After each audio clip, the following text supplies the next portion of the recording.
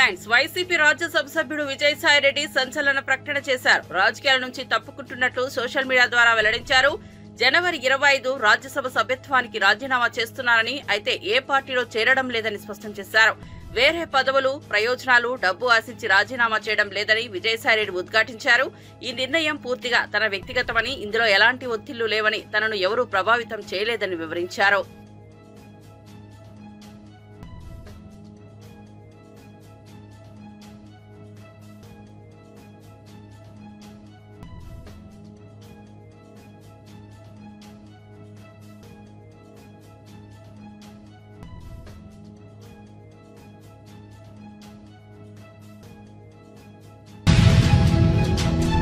కాంగ్రెస్ పుణ్యమాని రాష్ట్రంలో ఐటీ హబ్లు ఒక్కొక్కటి పట్టాలు తప్పుతున్నాయని బీఆర్ఎస్ వర్కింగ్ ప్రెసిడెంట్ కేటీఆర్ ఆవేదన వ్యక్తం చేశారు. కొత్త కంపెనీల రాక దేవుడెరుగు, ఉన్న కంపెనీలు పోకుండా చూడాలని ఎక్స్ వేదికగా సర్కారుకు సూచించారు.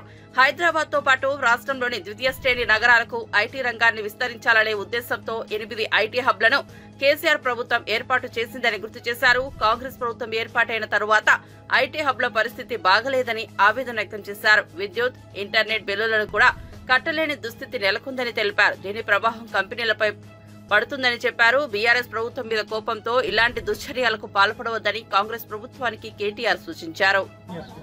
ఆ స్థాయిలో పని చేసి ప్రజలకు చూపెట్టింది. కానీ ఒకటే ఒక చిన్న బాధ ఉంది.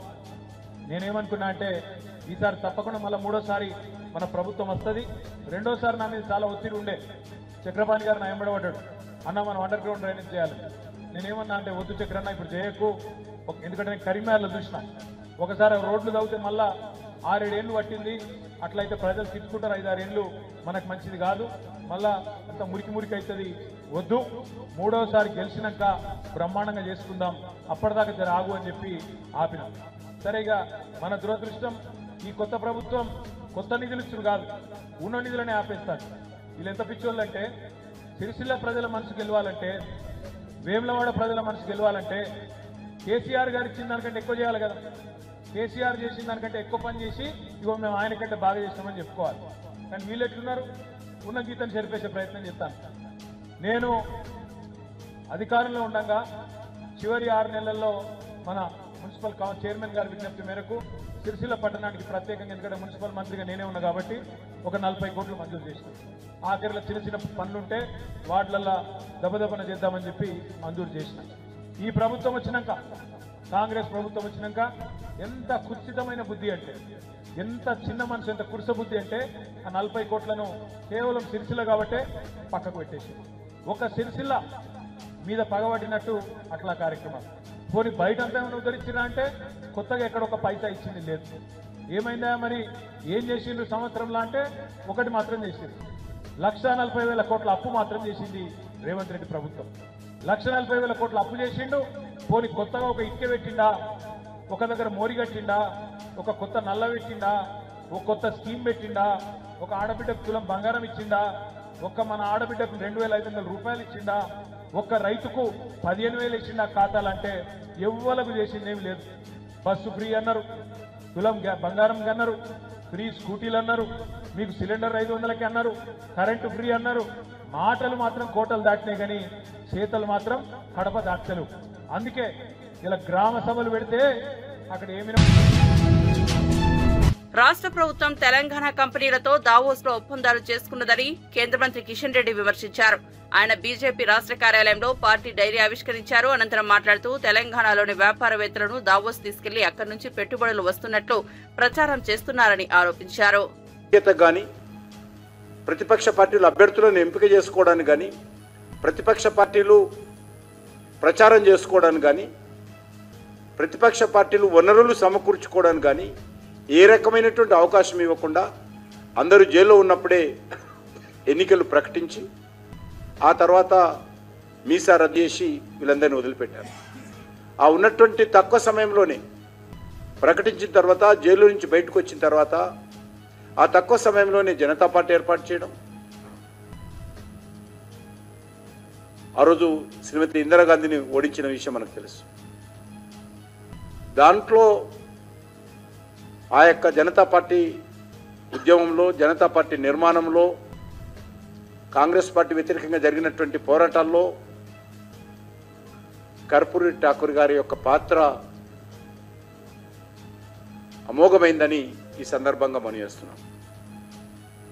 అంతేకాదు మనం చూసాం, ఇంతకుముందు చెప్పాను నేను, కర్పూరి ఠాకూర్ గారు గత సంవత్సరము 100 సంవత్సరాలు పూర్తయిపోయినాయి. శత జయంతి ఉత్సవాలు జరిగాయి. ఈ సందర్భంగా ప్రధానమంత్రి గారు కర్పూరి ఠాకూర్ గారికి భారత రత్న ఇచ్చి వారిని గౌరవించిన విషయం మనకందరికీ తెలుసు.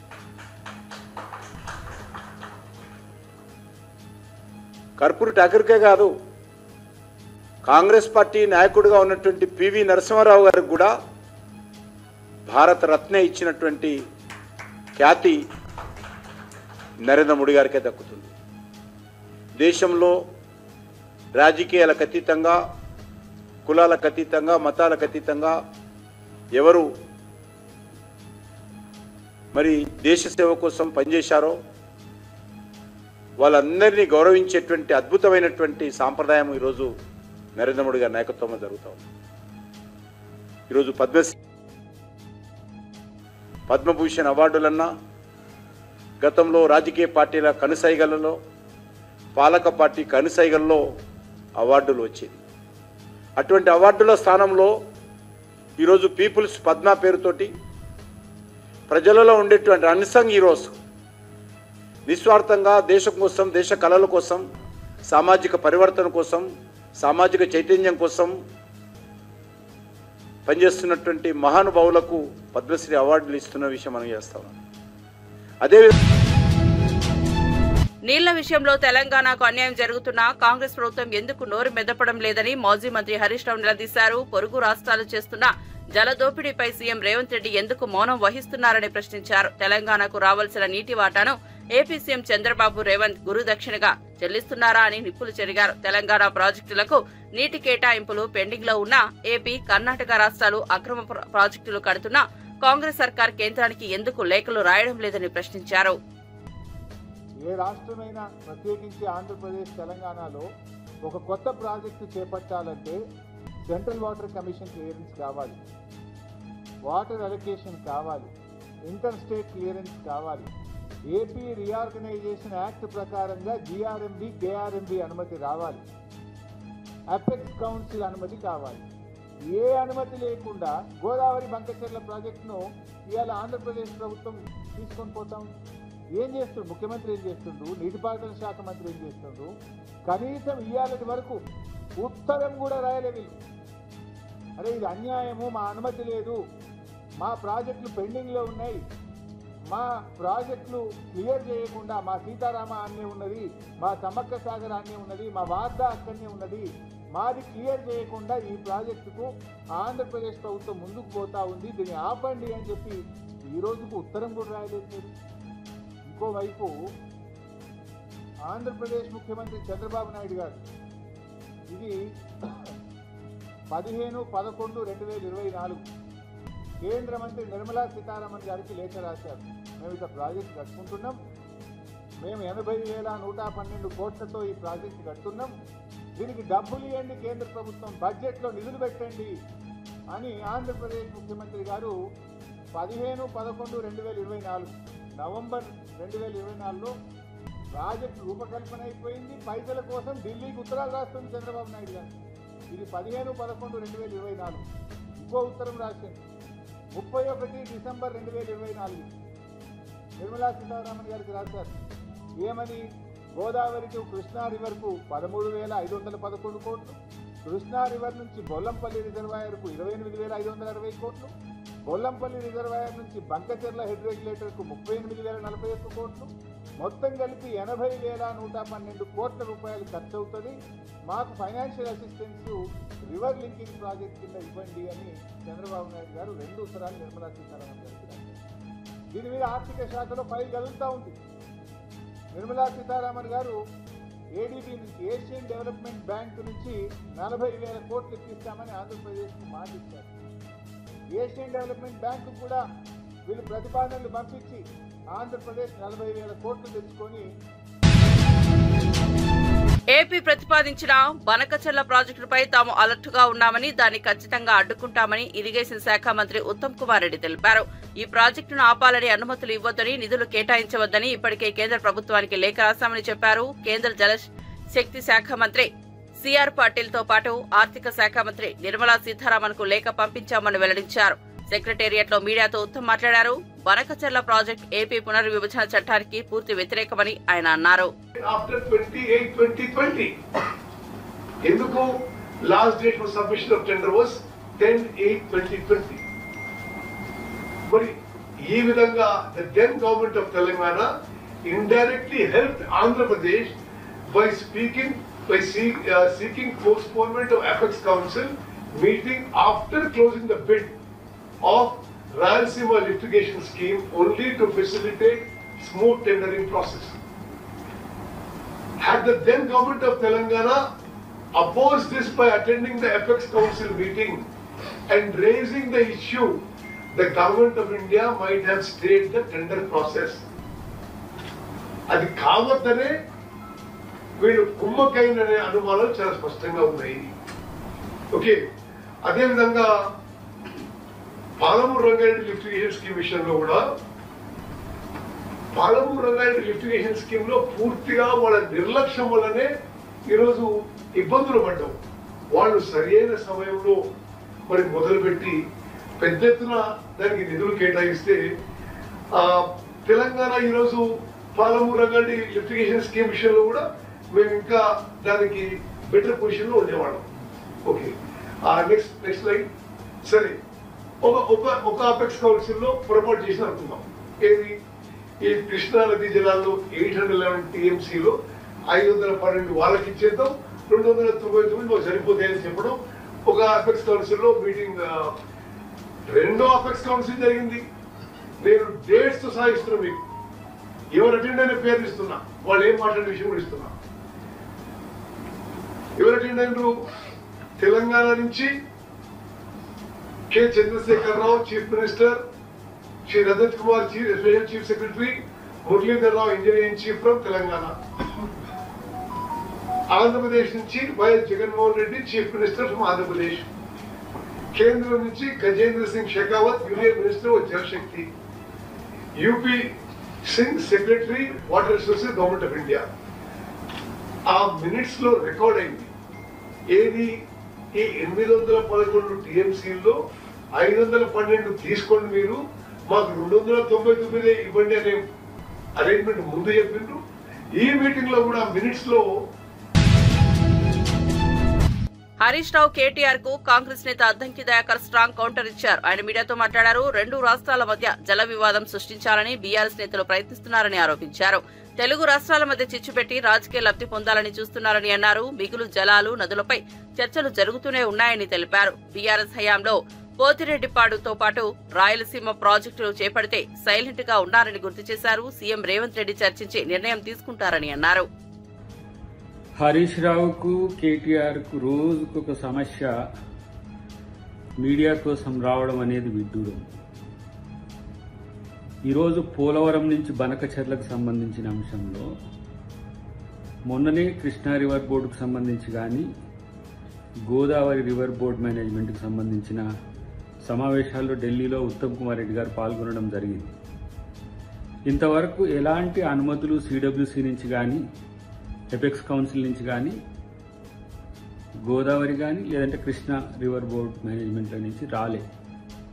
కానీ అప్పుడే అదేదో జరిగిపోయినట్టు, తెలంగాణ ప్రభుత్వం ఏం చేస్తుందన్నట్టు ఈరోజు ప్రశ్నలు సంధించడం అనేది అవివేకం. మీ కాలంలో మాదిరిగా ఏ విధంగా పోతిరెడ్డిపాడు హెడ్ రెగ్యులేటరీ పనులు జరుగుతుంటే కూల్గా ఉండి ఆ రోజు ప్రశ్నించలేకపోయినరో అలా ఇప్పుడు కాంగ్రెస్ ప్రభుత్వం లేదు. లేదంటే రాయలసీమ ఎత్తిపోతల పథకంకు అనుమతులు లేకున్నా ఆ ప్రాజెక్టు మొదలుపెట్టినప్పుడు కూల్గా ఉన్నట్టుగా కాంగ్రెస్ ప్రభుత్వం లేదు. ప్రతి అంశంలో ఈరోజు కూలంకుషంగా అటు ముఖ్యమంత్రి గారు, ఇటు నీటిపారుదల శాఖ మంత్రి ఉత్తమ్ కుమార్ రెడ్డి గారు చాలా స్పష్టమైన విధానంతో ముందుకెళ్తున్న మాట వాస్తవం. లేని జలజగడాలను తీసుకొచ్చి ఇరు రాష్ట్రాల మధ్యన మళ్లీ వైరుధ్యాలను పెంచే కుట్ర ఈరోజు బీఆర్ఎస్ చేస్తున్నది. అటువైపు జగన్కు, ఇటువైపు మీకు ఏ విధంగా రాజకీయంగా ఉపయోగపడుతుందో ఆ అంశాలను తెరలేపుతున్నది. మరి మీరా నేరుగా మీ సారా తెలియదు, కానీ ఇలాంటి పనికిమాలిని మానుకుంటే మంచిది. ఎవరు పర్యావరణ అనుమతులు ఇచ్చిండ్రు, ఎవరు నీటి వినియోగ అనుమతులు ఇచ్చిండ్రు? ఇప్పటికీ మిగులు జలాల మీద చర్చ జరుగుతూనే ఉంది. ఉభయ నదుల యొక్క సమస్యల మీద నిరంతరం సమావేశాలు జరుగుతూనే ఉన్నాయి. మీ అజ్ఞానం వల్ల జరిగిన కొన్ని సంఘటనలను ఇప్పటికీ వాటిని ఏ విధంగా పరిష్కరించాలనే దాని దగ్గర తెలంగాణ ప్రభుత్వం మల్లగుల్లాలు పడుతున్న పరిస్థితి ఉన్నది. ఇది తగుదునమ్మా అని చెప్పి 1 yearలో కానీ అప్పుడే బనకచెర్ల ఏదో డైవర్షన్ స్కీమ్ అయిపోయింది గోదావరి నుంచి కృష్ణా కానీ, లేదంటే తుంగభద్రకు సంబంధించి కర్ణాటక, ఏపీ వాడుకుంటున్నాయని ఇలాంటి పనికి మాలిన స్టేట్మెంట్స్ ఇవ్వడం బంద్ చేసుకోండి. గోబెల్స్ మొదలు పెట్టేసి ఏదో జరగబోతుందని చెప్తే మీరు చెప్పితే వినేటోళ్ళు ఎవరు లేరనే విషయం మీరు పట్టించుకోకపోతే మేమేం చేసేది? మీరు ప్రెస్ మీట్ పెడితేనో, మీరు అంశాలు తెరలేపుతేనో మీడియా వార్తలు కావచ్చు కాక, కానీ అది ప్రజల సమస్యలు కావు. ఎందుకంటే మీరు అబద్ధాలు చెప్తున్నారు అనేది వాస్తవం. కాబట్టి ప్రతి అంశంలో కృష్ణా, గోదావరి నదీ జలాల వినియోగ విషయంలో ప్రభుత్వం చాలా ముందు చూపుతూ ఉన్నదనే విషయం గుర్తుంచుకోవాల్సిన అవసరం ఉంది. పక్క రాష్ట్రాల్లో కోట్ల పెట్టుబడులు వచ్చాయని, చంద్రబాబు ఖాళీ చేతులతో తిరిగి ఏపీకి వచ్చారని మాజీ మంత్రి ఆర్కే రోజా అన్నారు. ఆమె మీడియా సమావేశంలో మాట్లాడుతూ ఏపీకి పెట్టుబడులు రాకపోవడానికి రెడ్ బుక్ రాజ్యాంగమే కారణమన్నారు. Chandrababu Davos tour utter flop, పొరుగు రాష్ట్రాల వారు పెట్టుబడులతో వస్తుంటే చంద్రబాబు అండుకో కట్టుకథలతో ఏపీకి వస్తోందని రోజా దుయ్యబట్టారు. టానా గారు, విశాల్ గున్ని లాంటి ఐపీఎస్ ఆఫీసర్ల మీద కూడా కక్ష సాధింపుగా కేసులు పెట్టి వేధిస్తే ఈ రాష్ట్రంలో ఎవరైనా పెట్టుబడులు పెట్టడానికి వస్తారా నేను అడుగుతున్నాను. అలాగే ఐఏఎస్ ఆఫీసర్లకు కూడా 7 నెలలుగా కొంతమందికి పోస్టింగ్లు ఇవ్వకుండా వాళ్ళని వేధిస్తూ వాళ్ళని జైల్లో పెడతామని బెదిరిస్తూ ఈరోజు చంద్రబాబు నాయుడు ప్రభుత్వం డెసిషన్స్ తీసుకుంటుంటే ఎవరైనా పెట్టుబడులు పెట్టడానికి వస్తారని నేను అడుగుతున్నా. ముఖ్యంగా ఈ రాష్ట్రంలో మీరు చూస్తే ఆడపిల్లలు, చిన్న పిల్లల మీద అత్యాచారాలు, అఘాయిత్యాలు, అలాగే హత్యలు జరుగుతుంటే అలాంటి రాష్ట్రంలో ఎవరైనా పెట్టుబడులు పెట్టడానికి వస్తారని నేను అడుగుతున్నా. అండ్ ముఖ్యంగా నారా లోకేష్ దావోస్కి వెళ్ళి సిగ్గు లేకుండా నా ప్రత్యర్థుల్ని అనగతొక్కడానికి నేను రెడ్ బుక్ని యూజ్ చేస్తున్నాను అని చెప్తే ఎవరైనా పెట్టుబడులు పెట్టడానికి వస్తారా అని నేను అడుగుతున్నాను. ఈరోజు మీరు చూస్తే ఈ రాష్ట్రానికి పెట్టుబడులు రాకపోవడానికి కారణం ఈ రెడ్ బుక్ రాజ్యాంగమే.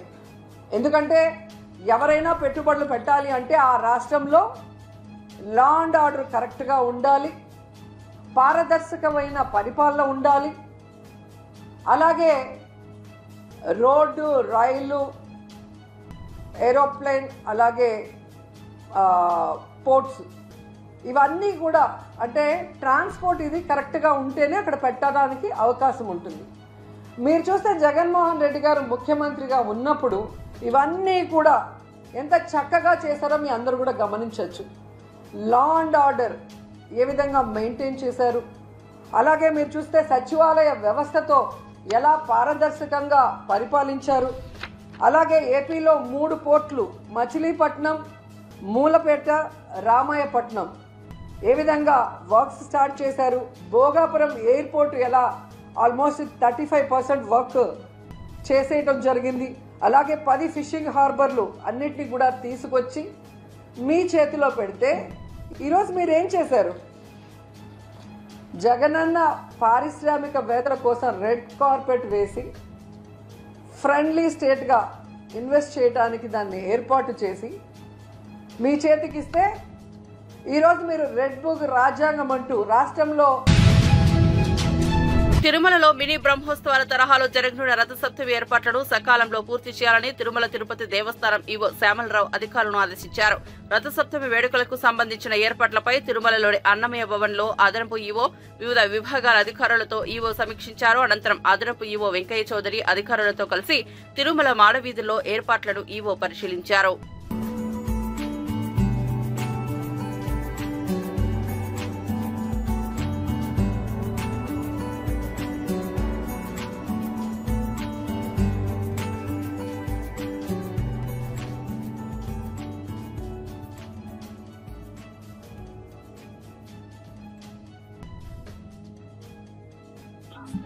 శ్రీవారికి నిర్వహించే ఉత్సవాల్లో రథసప్తమి అనేది చాలా ముఖ్యమైన ఉత్సవం. దీనికి సంబంధించి అన్ని ఏర్పాట్లు కూడా టీటీడీ అధికారులతో ఎడిషనల్ గారు, టీటీడీ సిబ్బంది, పి గారు, కలెక్టర్ గారు అందరితో కూడా చర్చించడం జరిగింది.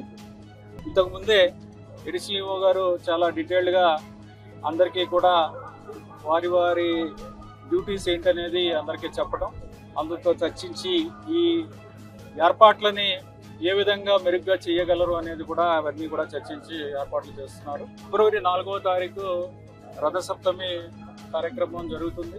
ఆ ఉత్సవంలో సుమారుగా 2 లక్షల మంది వస్తారని అంచనా వేస్తున్నాము.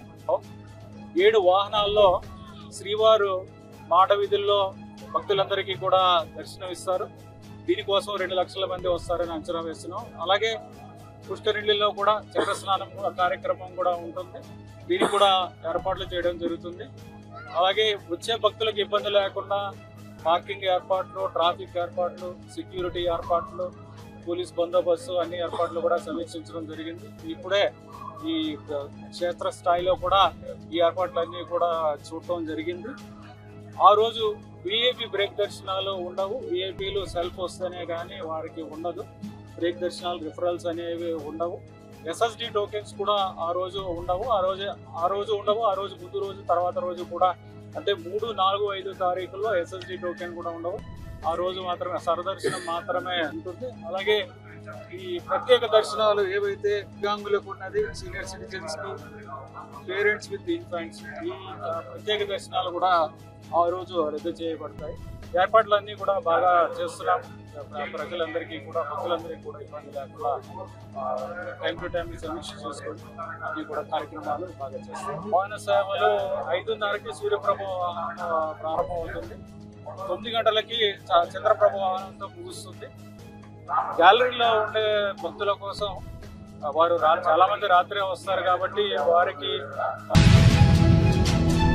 యూనివర్సిటీ గ్రాంట్స్ కమిషన్ నిబంధనలు ఫెడరల్ స్ఫూర్తికి విరుద్ధమని, వీసీలను నియమించే అధికారం గవర్నర్ కు కట్టబెట్టడం విడ్డూరమని మాజీ ఎంపీ వినోద్ కుమార్ విమర్శించారు. డబ్బులు రాష్ట్రాలు ఖర్చు పెడితే కేంద్రం పెత్తనం చెలాయించడం ఏంటని మండిపడ్డారు. ఎన్డీఏ భాగస్వామ్య పక్షాలతో పాటు దేశంలోని అనేక రాష్ట్రాలు ఈ ముసాయిదాపై నిరసన తెలుపుతున్నాయని తెలిపారు. ఎన్డీఏ కీలక భాగస్వామి బీహార్ సీఎం నితీష్ కుమార్ తో పాటు కేరళ ముఖ్యమంత్రి సైతం అభ్యంతరం వ్యక్తం చేశారని గుర్తు చేశారు. తమిళనాడు అసెంబ్లీలో తీర్మానం చేసి పంపడంతో పాటు సీఎం స్టాలిన్ కేంద్రంపై వైఖరిపై తీవ్రంగా మండిపడ్డారని అన్నారు. కానీ ఏపీ, తెలంగాణ ముఖ్యమంత్రులు చంద్రబాబు, రేవంత్ రెడ్డి ఇప్పటి వరకు స్పందించకపోవడం దురదృష్టకరమని వ్యాఖ్యానించారు. అంటే యూజీసీ ద్వారా నియంత్రించేటువంటి ఒక పెద్ద కుట్ర జరిగింది. దీనిపైన మరి ఎవరు కూడా స్పందించడం లేదు. ముఖ్యంగా మన రాష్ట్ర ప్రభుత్వము మరి ముఖ్యమంత్రి రేవంత్ రెడ్డి గారి వద్దనే ఉంది ఇది విద్యాశాఖ డిపార్ట్మెంటు. మరి వారు కూడా సరే ఇప్పుడు దావోస్లో ఉన్నారు కానీ ఓన్లీ ఇంకా 2-3 రోజులే ఉంది టైం. 30వ తారీఖు నాడు వాళ్ళు ఫైనలైజ్ అవుతాయి. అయితే ఈరోజు ఉదయం వచ్చారా? వస్తే వెంటనే స్పందించాలి. రేవంత్ రెడ్డి గారిని కూడా నేను అడుగుతున్నాను, మీరు వెంటనే స్పందించాలి దీనిపైన. నిన్న మరి మాజీ మంత్రివర్యులు విద్యాశాఖను చూసినటువంటి సబితా ఇంద్రారెడ్డి గారు కూడా నిన్న పత్రికా విలేకరులతో కూడా చెప్పారు ఈ రాష్ట్ర ముఖ్యమంత్రి మరి స్పందించలేదని. నేను కూడా ఈరోజు ఈ విలేకరుల సమావేశం ద్వారా నేను కూడా వారిని కోరుతున్నాను, డిమాండ్ చేస్తున్నాను, వెంటనే దీన్ని తీవ్రంగా వ్యతిరేకించాలి. వీలైతే శాసనసభ కూడా పెట్టి కూడా ఒక తీర్మానం చేయాలని చెప్పి కూడా నేను కోరుతున్నాను. మరి ఈ సందర్భంలో మరి మేము జగదీష్ కుమార్ గారు, చైర్పర్సన్ యూనివర్సిటీ గ్రాంట్స్ కమిషన్, వారికి ఒక వివరణాత్మకమైనటువంటి లేఖ ఈరోజు మేము రాశాం. మీకు అందరికీ కూడా సాఫ్ట్ కాపీ పంపిస్తాను ఇప్పుడే. ఇవన్నిట్లలో మరి చాలా విషయాలు కూడా మేము తెలియజేశాము. మొదటి ఇష్యూ, చాలా సీరియస్ ఇష్యూ ఏంటంటే సెర్చ్ కమిటీస్ వేస్తారు. ఈ రోజు వరకు ఉన్నటువంటి ఆనవాయితీ ఏంటంటే రాష్ట్ర ప్రభుత్వం ఒక సెర్చ్ కమిటీ వేస్తుంది. సెర్చ్ కమిటీలో దేనికోసము, బీసీ అపాయింట్మెంట్ కోసము ఒక సెర్చ్ కమిటీ వేస్తారు. ఆ సెర్చ్ కమిటీలో బట్ట రాష్ట్ర ప్రభుత్వం తరఫున ఒక నామినీ, యూజీసీ తరఫున ఒక నామినీ, తర్వాత యూనివర్సిటీలో ఉన్నటువంటి ఎగ్జిక్యూటివ్ కౌన్సిల్, సిండికేట్ అంటాం, కొన్ని దగ్గర ఎగ్జిక్యూటివ్ కౌన్సిల్ అంటాం, వాటి నుండి ఒకరు. ఈ ముగ్గురు కూర్చొని ఒక వైస్ ఛాన్సలర్స్ అప్లికేషన్స్ నోటిఫికేషన్ ఇచ్చి, ఇచ్చి వాటిల్లో మరి ముగ్గురిని సెలెక్ట్ చేసి ఆ ముగ్గురి పేర్లు రాష్ట్ర ప్రభుత్వానికి పంపిస్తే రాష్ట్ర ప్రభుత్వం దాన్ని గవర్నర్ గారి దగ్గర పంపిస్తే గవర్నర్ గారు ఆ ముగ్గురిట్లో ఒకరు చూస్ చేయాలనేది ఇప్పటికున్నటువంటి రెగ్యులేషన్స్. దీన్ని ఏం చేసేది ఇప్పుడు